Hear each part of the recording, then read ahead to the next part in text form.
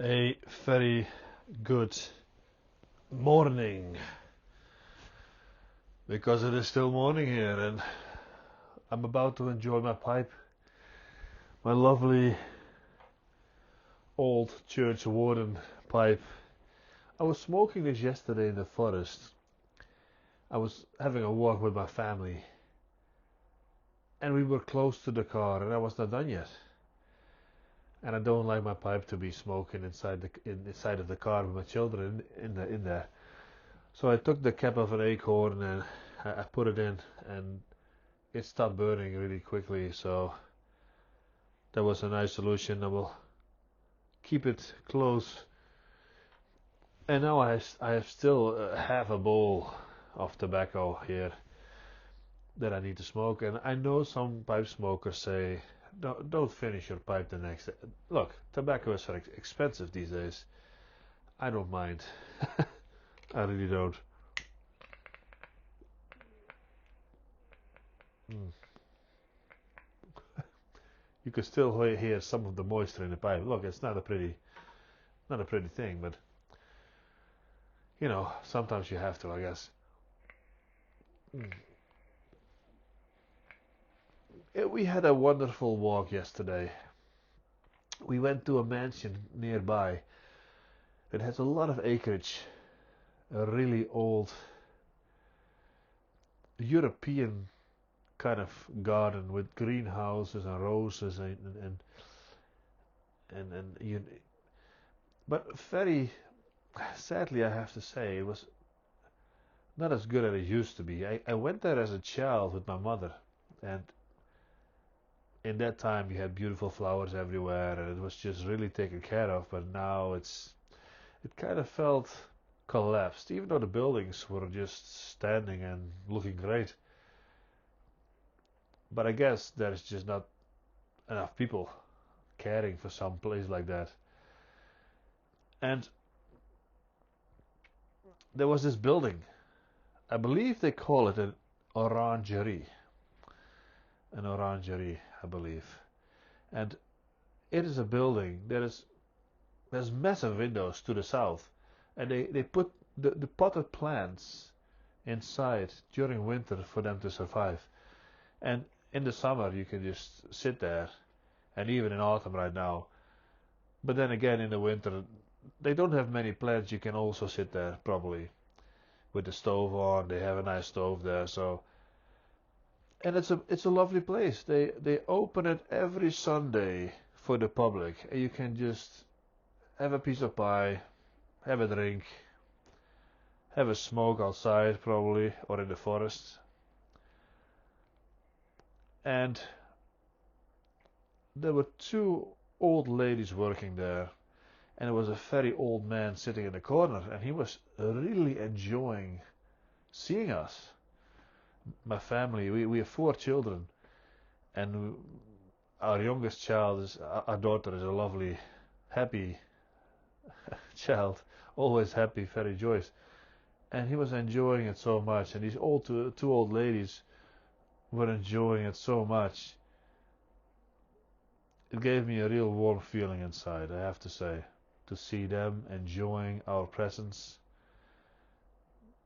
It was a beautiful sight. I had a good drink, by the way. It was a sparkling water limoncello. Yeah, I don't know how to explain limoncello, but with sparkling, a sparkling limoncello, I guess. Not too strong on the alcohol side, so they had some sparkling water inside as well. I believe the alcohol percentage was 8%. And I asked the lady who works there, who was always very attentive, like, do you still have it? Because I knew this was one of the last days for them to be open towards the winter season. And she said, yes, I still have 3 of them. I was thinking about taking them home with me, but if you want one. Well, I said, yes, I want one because I like it. And then later on when we left, she said, look, we're probably going to be open next week again also, because the weather is still so great. So if you come by, I'll take one and you take one. It was just a lovely, attentive lady. all dressed up nicely. I was nicely dressed up. My family was dressed up nicely. My children were at their best behavior. It was a very nice day. And then we went for a walk on the property because they have a lot of acreage and they have a massive forest for, for maybe if you live in the States or somewhere else where you have a lot of forests, and you may say it's a very small forest, but for us it's a large forest. And we went for a lovely walk, and we found a few acorns. My children are gonna make something of that. Look, it was just a phenomenal day to see that these old mansions and gardens and forests are still there. People are allowed to be there. People are allowed to do something with that and to enjoy it, to give inspiration. And it made me think of a book I read. It's probably called the Lost Gardens of Heligan, which is also, I believe, a large property in the United Kingdom or somewhere else. I don't know. That was absolutely collapsed, and with massive gardens, all these beautiful different trees and plants, and it had totally collapsed, all the buildings, but in such a way that you could still see what was there. And then a large group of volunteers started rebuilding, and having remembered the book well, some of those volunteers actually started living on there, and then they opened to the public and money flowed in, and now the whole property is doing well. And it goes to show that when something collapses, you don't always have to build something new. You can actually rebuild what was there. So instead of rebuilding the whole world in some collapse or some calamity, you can just build it just the way it was. It remembers me of the Batman film, when this massive house of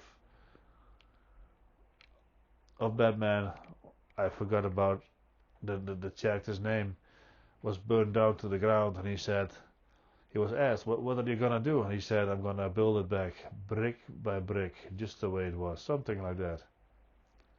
There is something noble in that. I think there is something noble in just appreciating what is still there, even if it collapses. Just no matter if it was built with totally different intentions and a very different power play, a very different hierarchy between the people who were building and were living there.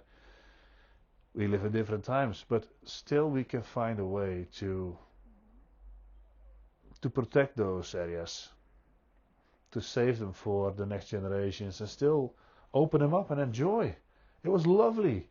There were not many people, but it was almost like it had some French feeling. There was wine, there was something to eat, but not too much, nothing complex, just pure, simple foods. The lady was making soup, nothing complex, no big menu, very relaxed. And I really enjoyed coming there. And I'm absolutely going there next week and next year also. These are the places that you can go to. And the crazy world that we live in now sometimes, not everywhere, but like not all people go there. There's a very select group of people that go there, not people from a higher standard, just people who know about it. And that can be anybody. So it's funny to see who you meet there and who comes there, and just to enjoy each other's company without knowing each other, but all realizing how special that place is. I hope I have not been rambling too much. I hope it makes sense. I hope you got something out of this.